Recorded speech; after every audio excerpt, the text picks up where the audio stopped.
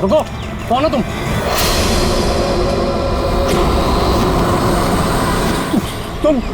नहीं, यहाँ तुम नहीं हो सकते। नहीं। ए रुक, अरे यहाँ आने की परमिशन नहीं है किसी को। वॉचमैन पकड़ो इसे। वो देखो भाग रहा है, पकड़ो उसे।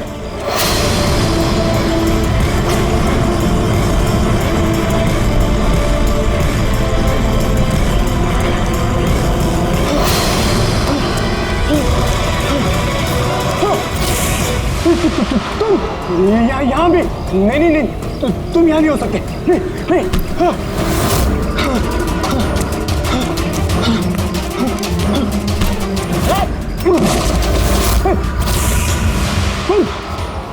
तुम मेरे पीछे क्यों पड़े? तुम मुझे मार दोगे। अरे कौन है? रुक।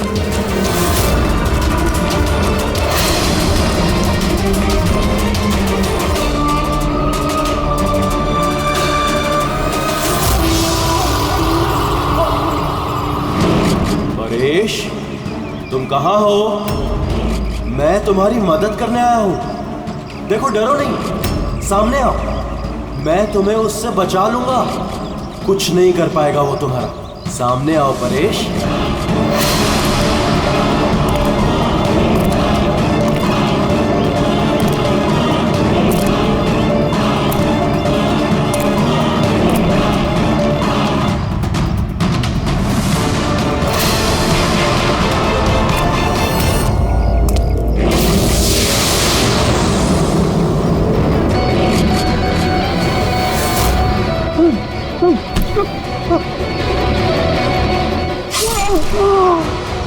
ए, कौन है वहां पे? हाँ?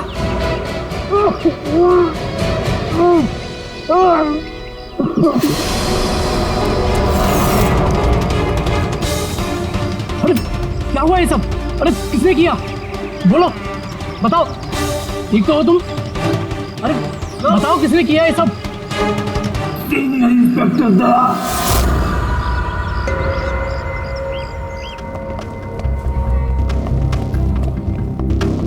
हाँ डॉक्टर साहब, पेशेंट खतरे के बाहर है, लेकिन अभी भी बेहोश है।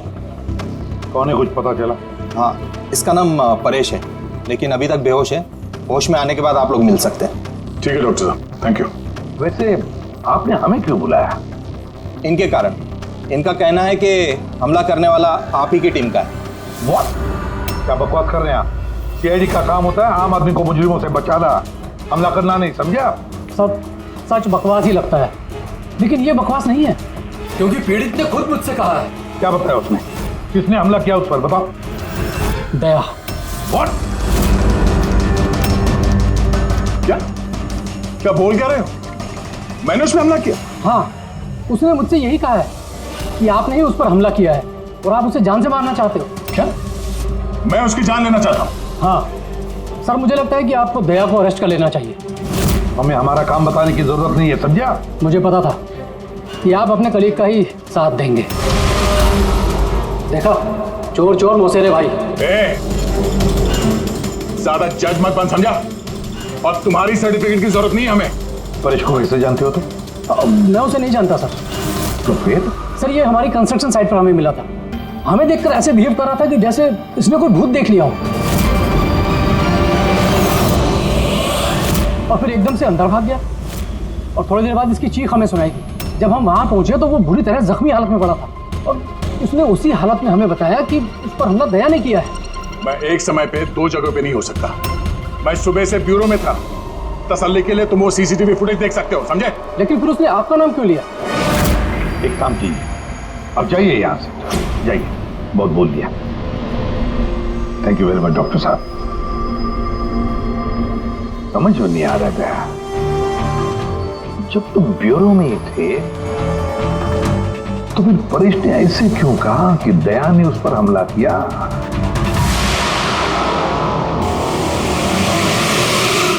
एक बात बताइए, जब आप लोगों ने यहाँ पे परेश को जख्मी हालत में देखा था तो उसके साथ में कोई था या किसी को आते जाते देखा हो? नहीं साहब, वो अकेला ही था। लेकिन सर, उसने इंस्पेक्टर दया का पता है, उसने दया का नाम बोला। हम यहाँ वो जानने आए जो उसने नहीं बोला, समझे आप? और दया ऐसा नहीं कर सकता। सर आप इतने यकीन से कैसे कह सकते हैं कि दया सर ऐसा कुछ नहीं कर सकते हैं? जो आदमी अपनी जान दांव पे लगा के दूसरों की जान बचाता हो वो किसी का खून नहीं कर सकता। खुद से ज्यादा मुझे दया पे भरोसा है, समझे?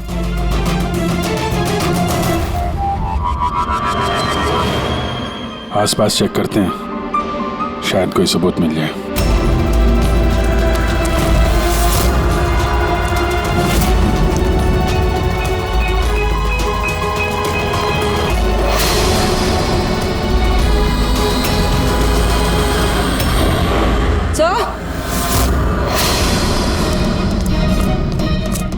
सर ये देखिए। ओह नो, है कौन ये? जिंदा है। हेलो एम्बुलेंस, भैया मालमणी के पास अंडर कंस्ट्रक्शन बिल्डिंग है, वहां पे भेजो जल्दी। तुम लोग जानते हो इसे? ये तो सुबह सर है, ये 2-3 बार पहले फ्लैट देखने आ चुके हैं। लेकिन सर इसे हुआ क्या है? शायद ऊपर से गिरा है।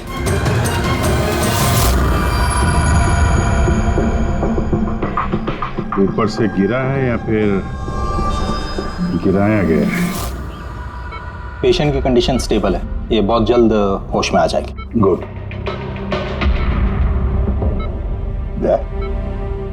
क्या हो गया? इसे तुम ऐसे क्यों देख रहे हो? जानते हो इसे? साहब अभिजीत, तुम यहाँ क्या कर रहे हो? जिस अंडर कंस्ट्रक्शन बिल्डिंग में इस परेश पे हमला हुआ है, वहां पे हमें एक और आदमी जख्मी हालत में मिला। और एक आदमी? कौन है वो? तो वॉचमैन बता रहा था उसका नाम सुबू है, वहां पे 2-3 बार आया था मकान देखने के लिए। उसके हाथ में से हमें ये कपड़े का टुकड़ा मिला है। अच्छा, छोड़ दो मुझे मत मारो, छोड़ दो मुझे, मत मारो मुझे, छोड़ दो मुझे। परेश, परेश, मैं इसे भी प्रद्युमन सीआईडी से, घबराओ मत, तुम्हें कोई कुछ नहीं करेगा, हम तुम्हारे साथ हैं। दया, दया छोड़ दो मुझे, दया छोड़ दो मुझे, मुझे मत मारो दया। परेश, दया तुम्हारे सामने खड़ा है, मैं इसे भी प्रद्युमन हूँ। दया, दया छोड़ दो मुझे, छोड़ दो मुझे। परेश,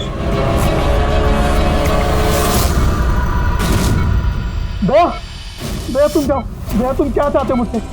दया छोड़ दो मुझे। परेश क्या बात कर रहे हो? दया, दया छोड़ दो मुझे, मुझे मत मारो दया। परेश, मैं दया नहीं, मैं अभिजीत हूँ। दया, दया जाओ यहाँ से, जाओ, जाओ। अरे दया इधर है।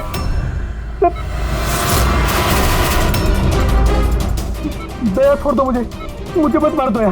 परेश इधर देखो, हम पहले मिल चुके हैं, तुम जानते हो मुझे।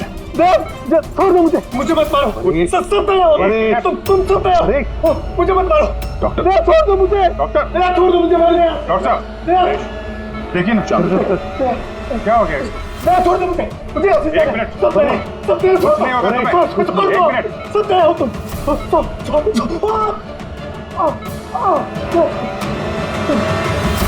सब दया हो तुम सब दया हो, तुम सब दया हो।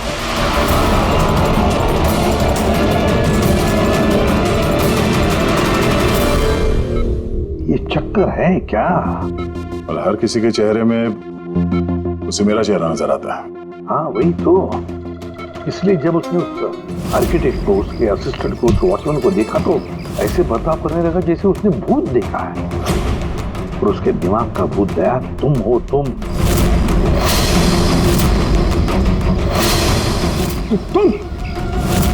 और इसीलिए उसे लगता है कि तुमने उस पर हमला किया है, क्योंकि हमलावर में भी वो तुम्हें ही देख रहा होगा। तो मेरी समझ में ये बात नहीं आ रही सर कि मेरा ही चेहरा क्यों? दया, तुम कह रहे थे ना इसे तुम पहले से जानते हो, कैसे?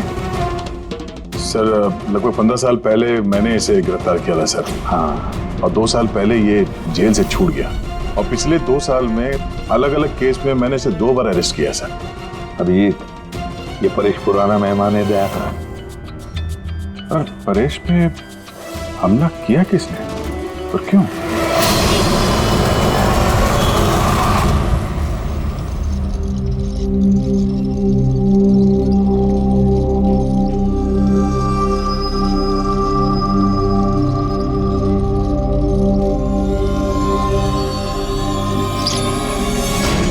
अरे मैडम जरा ध्यान से।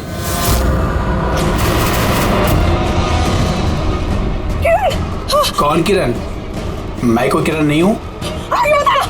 अरे क्या कर रही है मैडम, क्या कर रही हैं आप? आपको कुछ गलतफहमी हो रही है मैम। अरे मैडम, आप ठीक तो हो ना? कौन किरण?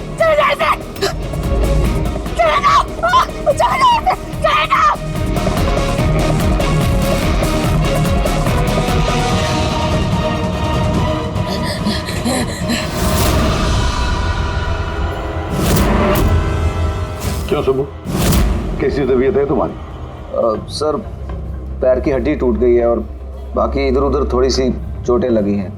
मुझे एक बात बताओ, क्या हुआ था उस दिन? हाँ? वो आदमी सीढ़ियों से भाग रहा था जब मैं उससे टकराया, और जब मैंने उसके हाथ में चाकू देखा तो मैंने शोर मचाया और उसे पकड़ने की कोशिश की, लेकिन तब उसने मुझे धक्का दे दिया और मैं नीचे गिर गया। उसके बाद सर कुछ याद नहीं। सुबह, तुम्हारे हाथ में से हमें वो जो एक कपड़े का टुकड़ा मिला था, लाल कलर की चौकड़ी का, क्या वो उस आदमी की शर्ट का टुकड़ा था? जी सर, शर्ट पहना था उसने वो, और हाथापाई के दौरान शायद वो मेरे हाथ में आ गया था। अच्छा ये बताइए, उस आदमी का चेहरा देखा था? सब कुछ इतनी जल्दी में हुआ कि कुछ याद नहीं। ठीक है, अब तुम जाओ, अगर जरूरत पड़े तो हम तुमसे फिर मिलेंगे, ठीक है? जी सर, थैंक यू सर। जाओ।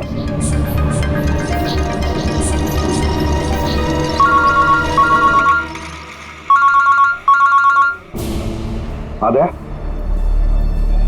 क्या? कहां पर?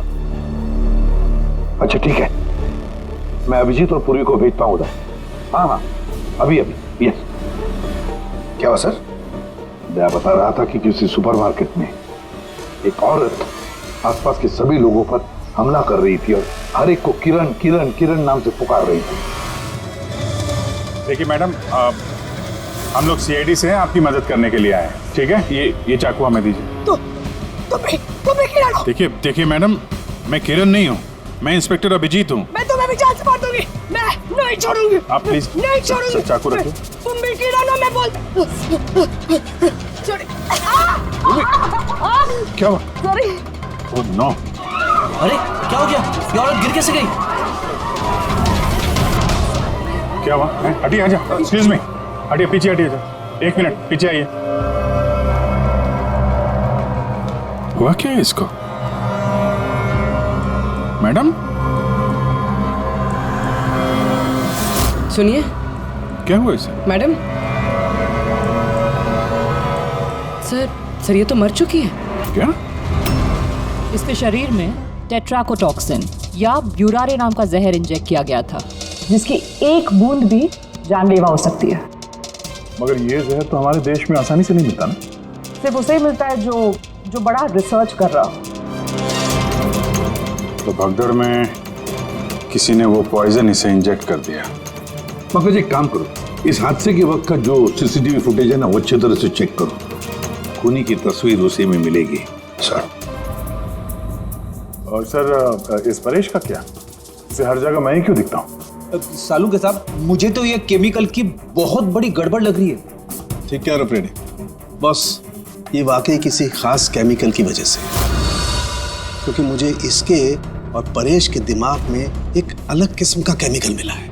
तुम्हारे कहने का मतलब है कि इसी केमिकल की वजह से इन दोनों का बर्ताव एक जैसा और एक ही चेहरा इन दोनों को दिखता है। हाँ बस, और मैं इस केमिकल को और डिटेल में समझने की कोशिश कर रहा हूँ। मतलब जब तक इस परेश के दिमाग पर इस केमिकल का असर रहेगा, हमें कोई जवाब नहीं मिलेंगे। और अभिजीत, ये कपड़े का टुकड़ा जो आपने हमें दिया था, इसमें से भी हमें कुछ मिला है। कमाल है तारिका जी, आज तो फोरेंसिक में एक के बाद एक सबूतों का खजाना हाथ लग गया है। क्या मिला क्या आपको? ये कॉटन का कपड़ा है और इसके रेशों में आटे के कुछ ट्रेसेस मिले। आटा?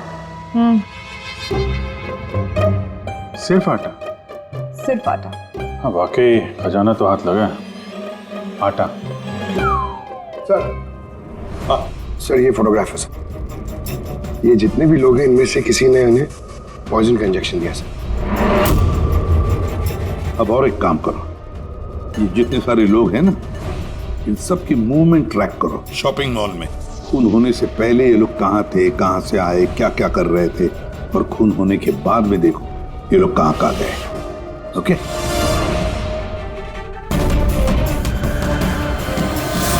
सर, मैंने इस औरत का बैकग्राउंड चेक किया। इसका नाम शिप्रा है। ये एक हाउसवाइफ थी। सर, परेश तो फिर भी एक मुजरिम है, उसके कई दुश्मन हो सकते हैं, लेकिन इसकी किससे क्या दुश्मनी हो सकती है? वजह तो कुछ भी हो सकती है पूर्वी, लेकिन एक बात कॉमन है शिप्रा और परेश के बीच में, उन दोनों के ब्रेन में वही केमिकल मिला है। तो उन दोनों का दुश्मन भी एक ही हो सकता है। इस किरण के बारे में क्या पता चला? सर, किरण शिप्रा का पति था और 2 साल पहले ही उसकी मौत हो चुकी थी। सर, किरण शिप्रा को काफी मारता पीटता भी था। कोई ना कोई बात तो है इस परेश और शिप्रा के बीच में, कोई कॉमन बात, जिसकी वजह से ये दोनों भी उस खूनी के निशाने पर आ गए। क्या हो सकती है वो कॉमन बात? क्या हो सकती है? सर, मैं परेश के पड़ोस में पिछले 5 साल से रहता हूँ, पर अजीब बात है सर, ना मैंने उसे कभी देखा, ना कभी मुलाकात हुई। और कोई नहीं है परिवार में उसके? सर, उसके पिताजी थे, जिनकी मौत तब हो गई थी जब वो जेल में था, और कोई नहीं है। सर, शिप्रा का हस्बैंड बहुत स्ट्रिक्ट था। वो उससे मिलना तो दूर, किसी से बात तक करने अलाउ नहीं करता था। इनफैक्ट वो तो उसको मारता पीटता भी था। सर, उसके हस्बैंड के डेथ के बाद ना मैंने बहुत कोशिश की कि मैं उससे बात करूं, उससे पूछूं, लेकिन उसने इंटरेस्ट नहीं रखा। अच्छा, उसका कोई करीबी दोस्त, कोई रिश्तेदार नहीं था क्या? सर, मुझे नहीं लगता कि होगा। अच्छा। शिप्रा और परेश दोनों की जिंदगी में एक बात कॉमन, दोनों जिंदगी में अकेले थे, ना कोई दोस्त, ना कोई रिश्तेदार। सर, दोनों में एक चीज कॉमन है। क्या? सर, हमने परेश और शिप्रा का कंप्यूटर चेक किया, तो उनकी कंप्यूटर हिस्ट्री से पता चला है कि दोनों ने ही ऑनलाइन सपोर्ट ग्रुप ज्वाइन किया था। अच्छा, ऑनलाइन सपोर्ट ग्रुप मतलब? सर, ये ग्रुप्स है जो डिप्रेशन, लोनलीनेस, ड्रग एडिक्शन और अल्कोहलिज्म में फंसे होते हैं, उनकी काउंसलिंग करता है और उनकी मदद करता है। सर, शिप्रा ने 2 हफ्ते पहले ही एक ऐसा ग्रुप ज्वाइन किया था जो शादीशुदा जिंदगी में परेशान लोगों की मदद करता है, और परेश ने अपने अकेलेपन से निकलने के लिए पिछले महीने ही ऐसा ग्रुप ज्वाइन किया था। अजीब इत्तेफाक है, दोनों ने ऑनलाइन ग्रुप ज्वाइन किया और दोनों को एक ही तरीके की परेशानी हुई। कुछ पता चला इस ग्रुप के बारे में? सर, हमारा साइबर एक्सपर्ट राज इस ग्रुप को ट्रेस करने की कोशिश कर रहा है, जल्दी कुछ पता चल जाएगा। सर, शिप्रा का खून इसी आदमी ने किया। जिस वक्त उसका खून हुआ था, उस वक्त जितने भी लोग मौजूद थे, ये सबसे ज्यादा अजीब है सर। जिस वक्त अभिजीत सर और पूर्वी सुपरमार्केट पहुंचे थे, ठीक उसी वक्त ये आदमी वहां पहुंचा था सर, और भीड़ में घुस गया था, और जब शिप्रा की मौत हुई तो फटाफट वहां से भाग गया। रेडी, काम करो, हमारा डेटाबेस चेक करो, शायद इसके बारे में कुछ पता चले, कोई लीड मिल जाए। इसका मतलब है सर, ये खूनी सुपरमार्केट में कुछ खरीदने नहीं बल्कि शिप्रा को मारने के लिए आया था।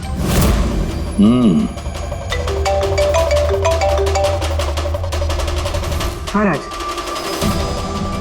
ओके, ठीक है, तो तुम मुझे एड्रेस SMS कर दो। Thank you. Sir, cyber expert Raj का फोन था, उसका कहना है कि ये दोनों ग्रुप्स एक ही IP एड्रेस से बनाए गए हैं। एक ही कंप्यूटर से? हाँ सर। IP का एड्रेस मिला है? हाँ सर, अंधेरी में एक प्रिंटिंग शॉप है, ये दोनों ग्रुप्स वहीं से बनाए गए हैं।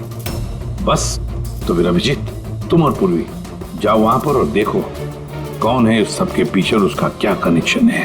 सर, क्या सोच रहे होते हैं? सर, नहीं, पंकज ने भी बताया कि वो खूनी शिप्रा को मारने के इरादे से ही आया था। तो फिर सर, उसे पता कैसे चला कि शिप्रा वहाँ सुपरमार्केट में है और वो लोगों पे हमला कर रही है? वो शिप्रा को फॉलो कर रहा होगा सर। अगर फॉलो कर रहा था तो अभिजीत और पूर्वी के वहां सुपरमार्केट में पहुंचने से पहले वो मार के निकल जाता, बाद में नहीं मारता उसे। अभिजीत को सुपरमार्केट पहुंचने में 20 मिनट लगे और खूनी को भी वहां पहुंचने में 20 मिनट लगे, तो इसका मतलब है दोनों को भी खबर एक ही वक्त पहुंची थी। तो कहीं ऐसा तो नहीं कि इंफॉर्मेशन खूनी को हमसे ही गई हो? हमारे यहां से इंफॉर्मेशन? हाँ, हो सकता है। क्या कहीं ऐसा तो नहीं कि जब हम परेश को देखने गए थे हॉस्पिटल में, उस वक्त खूनी वहां पर मौजूद था और उसने मेरी बातें सुन ली हो? खूनी हॉस्पिटल में कर क्या रहा था? क्या परेश खूनी के हाथों पहले तो बच गया था। हो सकता है खूनी अपना अधूरा काम पूरा करने हॉस्पिटल आया था, परेश को खत्म करना चाहता था इसलिए।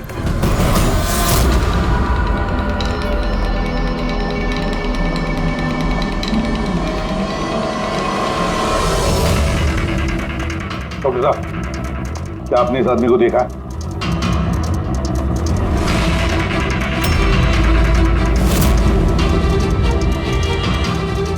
भाई साहब, ये आदमी को देखिए जरा, इस हॉस्पिटल में इसको देखा है कहीं? हाँ हाँ, इसको तो मैंने देखा है। कहाँ देखा है? वहाँ वेटिंग रूम में।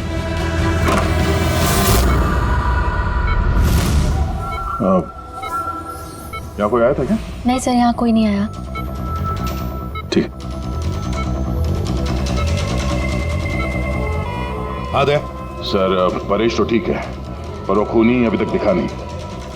कहीं तो छुप कर बैठा ही है दया, सही वक्त का इंतजार कर रहा है। वेटिंग रूम में भी चेक किया सर, अभी कोई नहीं है। तो यही पता है, पर कहाँ छुप कर बैठा है ये?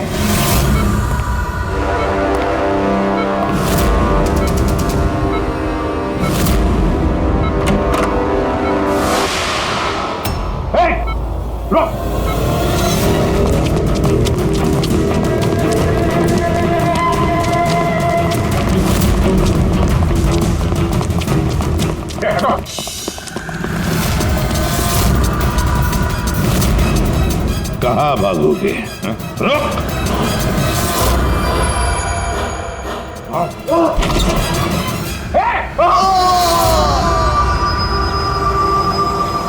My God.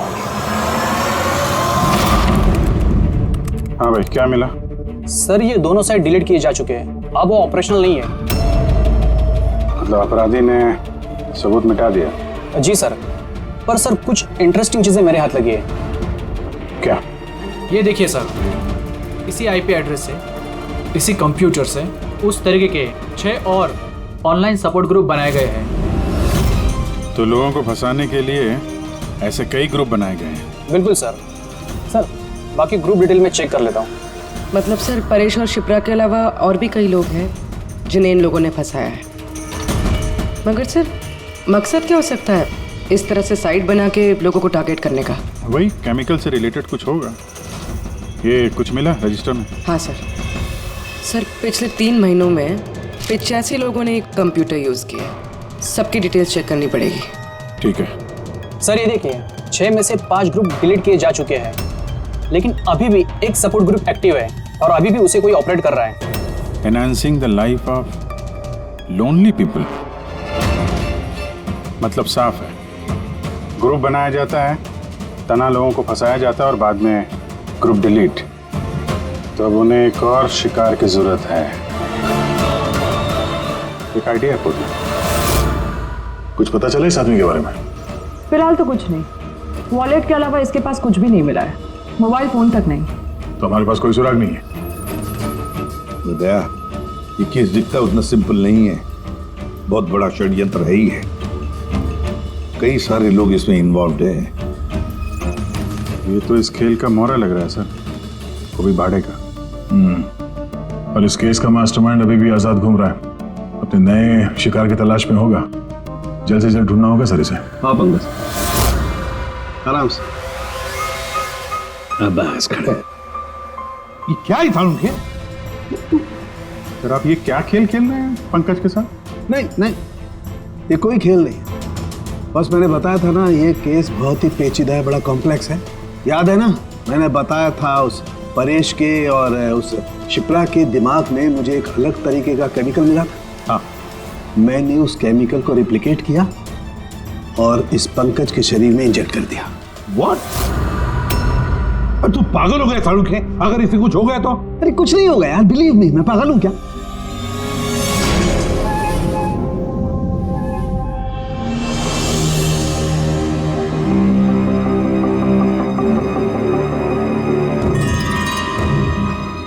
पंकज, अब आंखें खोलो, देखो तुम्हारे सामने कौन खड़ा है।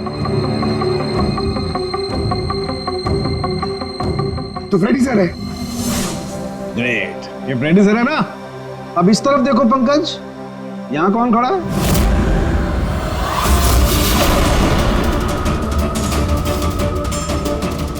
ये कैसे हो सकता है? ये इधर फ्रेडी सर, यहाँ फ्रेडी सर। मतलब शाहरुख है, ये परेश और शिप्रा के साथ यही हो रहा है? बंद कर। बस बस, पट्टी लगा लो, पट्टी लगा लो, बस। ये देखा बस, इसे फ्रेगोली सिंड्रोम कहते हैं। इस सिंड्रोम में इंसान को एक ही चेहरा हर चेहरे में दिखाई देता है। उस इंसान का चेहरा जिसे या तो वो सबसे ज्यादा नफरत करता है या जिससे सबसे ज्यादा डरता है। पंकज, मुझसे इतनी नफरत करता है तू? अरे सर, आपसे नफरत थोड़ी करता हूँ सर, आपसे तो मैं डरता हूँ।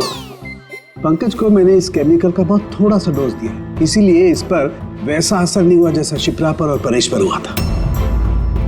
परेश और शिप्रा को तो इतना हैवी डोज दिया गया था कि उनके दिमाग पर गहरा असर हुआ और साइकोसिस लेवल पर पहुंच गए।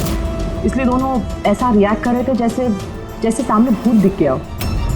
तो इसका मतलब जैसे जैसे परेश के दिमाग से ये केमिकल का असर कम होगा, नॉर्मल हो जाएगा और हमें अपराधी तक पहुंचने का जरिया मिल जाएगा। हो सकता है, लेकिन दावा नहीं कर सकते। और हाँ, हम ये भी नहीं कह सकते कि इस केमिकल का असर कितने दिनों में खत्म होगा।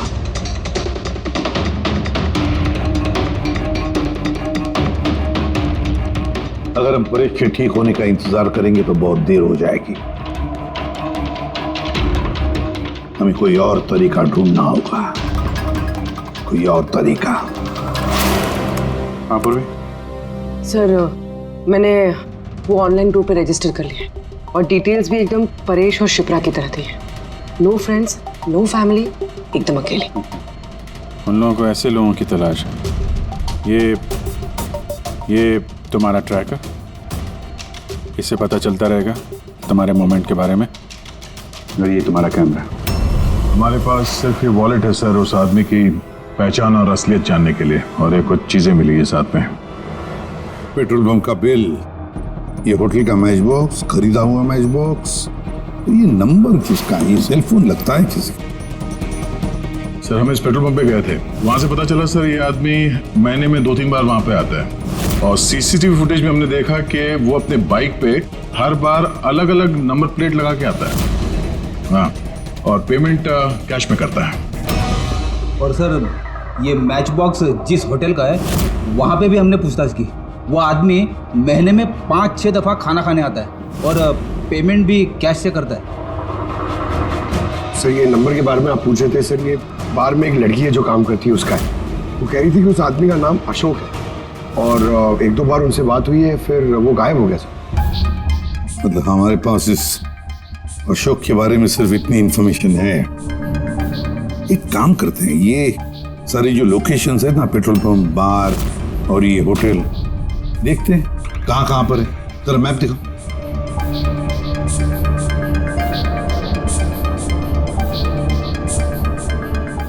ये वो जगह है जहाँ पे वो पेट्रोल पंप है। सर यहाँ पे बाहर है सर। और सर ये होटल है। बार, ये होटल, पेट्रोल पंप। दया सर, ऐसे नहीं लगता तुम्हें? देखो ना, ये सारे के सारे लोकेशंस 1 किलोमीटर के दायरे में है यहाँ से। हो सकता है सर उसका घर या ऑफिस इस जगह के आसपास ही कहीं। Are you ready? I'm ready, sir. चल। चलो। हाँ। समय रेडी। अरे वाह, बहुत अच्छा गेटअप है। इसके घर का क्या किया? सर पूर्वी के लिए भाड़े पे 1 हफ्ते के लिए घर लिया। आई मीन अल्पा के लिए। अल्पा, ठीक है, गुड। लेकिन पूर्वी, चौकन्ना रहना। उनका पहला कदम क्या होगा हमें पता नहीं है। Yes. Good luck. Thank you sir. अब एक काम करते हैं, इस 1 किलोमीटर के दायरे में इस अशोक का फोटोग्राफ दिखाते हैं, सबको दिखाते हैं। शायद कोई निकले जो इसको जानता हो।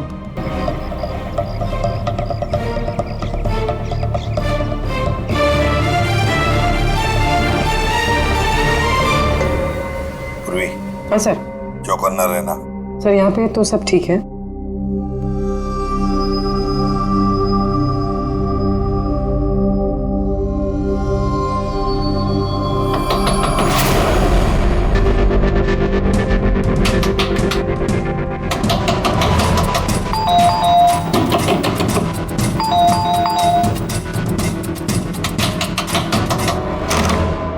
जी कहिए। वो मेरे पीछे ना कुछ गुंडे पड़े, मैं अंदर आ सकती हूँ प्लीज?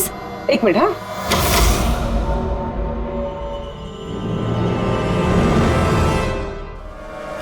हाँ आओ जल्दी आओ। क्या क्या क्या हुआ क्या तुम्हें? अरे ये तो आदित्य है, शिप्रा की पड़ोसी। वो एक्चुअली मेरे पीछे कुछ गुंडे पड़ गए थे, मुझे समझ नहीं आ रहा था, इसलिए मैं आपके घर आ गई। कोई बात नहीं। Thank you miss. अल्पा। और तुम? अदिति। बैठो। आप प्लीज मुझे 1 गिलास पानी देंगे प्लीज? अभी लाती हूँ।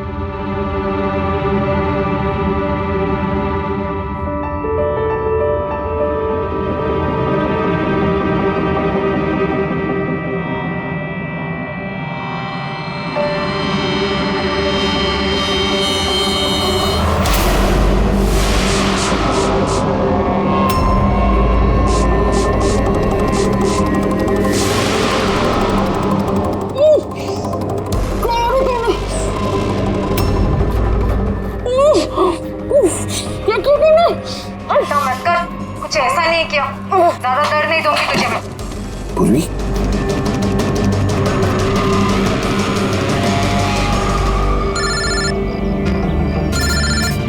हाँ सर।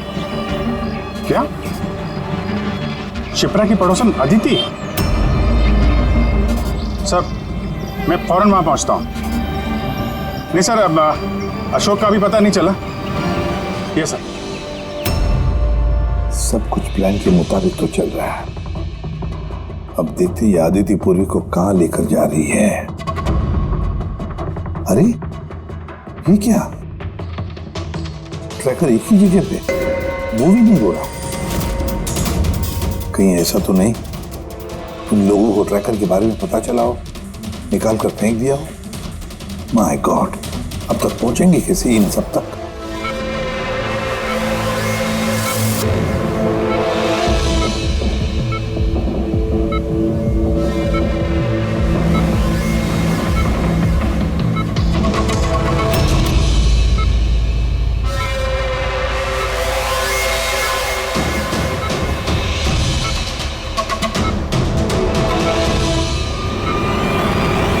चलो, तुम्हारे दवा का वक्त हो गया है, अब अच्छे बच्चे की तरह दवा लो। और तुम बिल्कुल भी टेंशन मत लेना, तुम्हें ज्यादा दर्द नहीं दूंगी। कौन हो तुम? छोड़ो मुझे, छोड़ो मुझे। चिंता मत करो, मैं तुम्हें दर्द नहीं दूंगी। छोड़ो मुझे।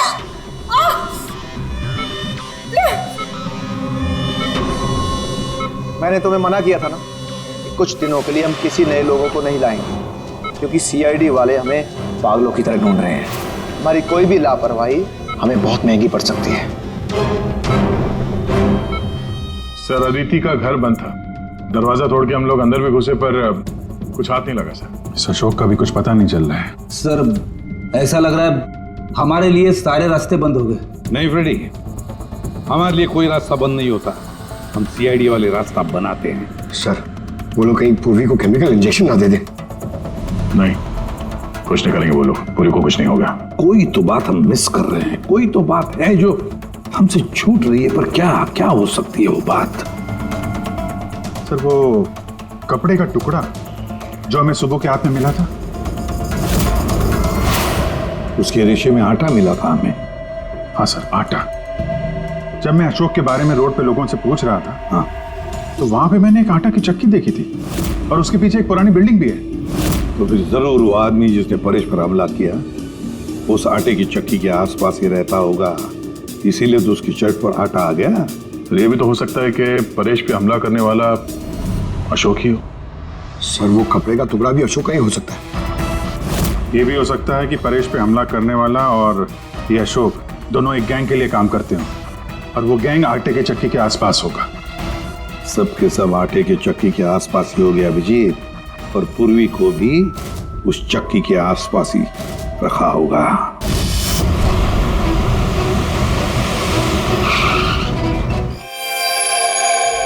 कोई अपने जगह से नहीं हिलेगा, कोई भी नहीं।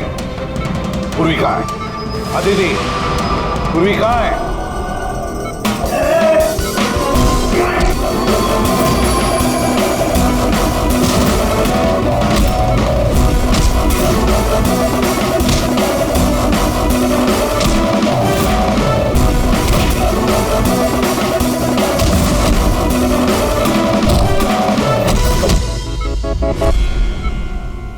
सब नर्सेज और डॉक्टर इस तरफ आ जाओ। चलिए। चलो तुम भी जल्दी।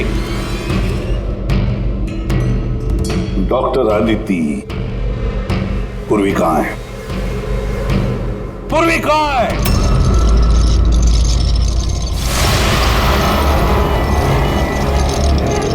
तुम्हारी पूर्वी मेरे पास है एसीपी।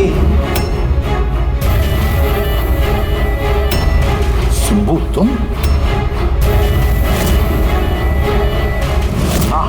मैं, जिसे तुम लोग यहां वहां खोज रहे थे ना, वो तुम लोगों के साथ ही था। मुझे देखकर अफसोस तो हो ही रहा होगा ना।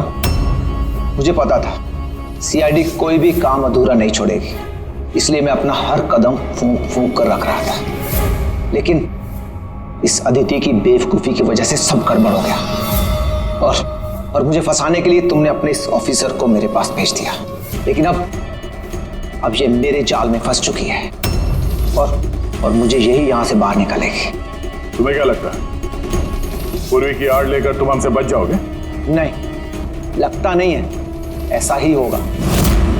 अगर तुम अपने इस बहादुर ऑफिसर को जिंदा देखना चाहते हो तो मुझे यहां से जाने दो, नहीं तो मैं ये केमिकल इसके अंदर इंजेक्ट कर दूंगा और उसके बाद क्या होगा तुम लोग सब जानते हो। पर ये सब तुम क्यों कर रहे हो? हाँ? अपने बेटे रवि के लिए। अपने बेटे के लिए? हाँ, मेरे बेटे को पार्किंसन नाम की बीमारी है। मैं अपने केमिकल से उस बीमारी का इलाज ढूंढ रहा हूं और मैं जिस फार्मा में काम करता हूं वो मुझे इंसानों पर उसे ट्राई करने नहीं देती। इसीलिए तुमने अपने तरीके से लोगों को फंसा के उन पे ये एक्सपेरिमेंट करना शुरू कर दिया। अगर मैं ऐसे नहीं करूंगा तो मैं सही इलाज तक नहीं पहुंच पाऊंगा। कैसे पता चलेगा मुझे कि इन केमिकल्स का इंसानों पर रिएक्शन क्या होता है? और इसीलिए तुम सपोर्ट ग्रुप में ऐसे लोगों को टारगेट करते थे जो अकेले रहते थे, ताकि अगर वो गायब भी हो जाए तो किसी को भनक ना लगे और तुम उन पर अपने एक्सपेरिमेंट्स आराम से करते रहो। हाँ? अकेलेपन से जूझ रहे परेश को मैंने अपने सपोर्ट ग्रुप के जरिए फंसाया और उस पर एक्सपेरिमेंट शुरू किया।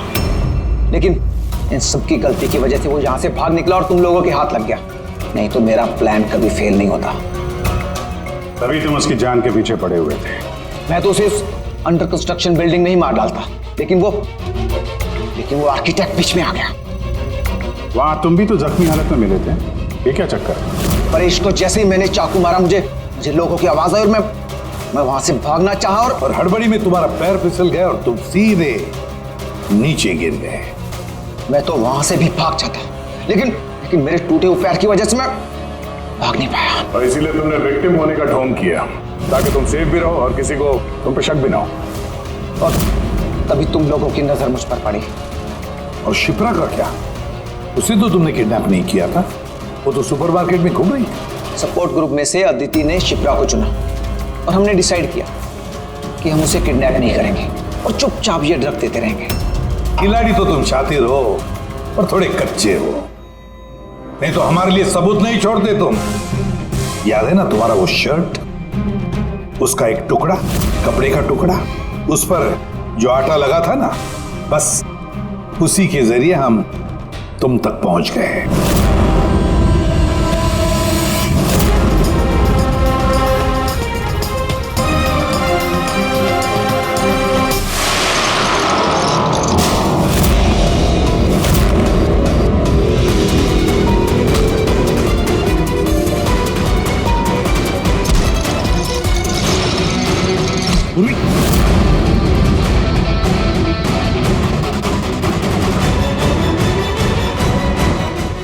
देखो, हाँ?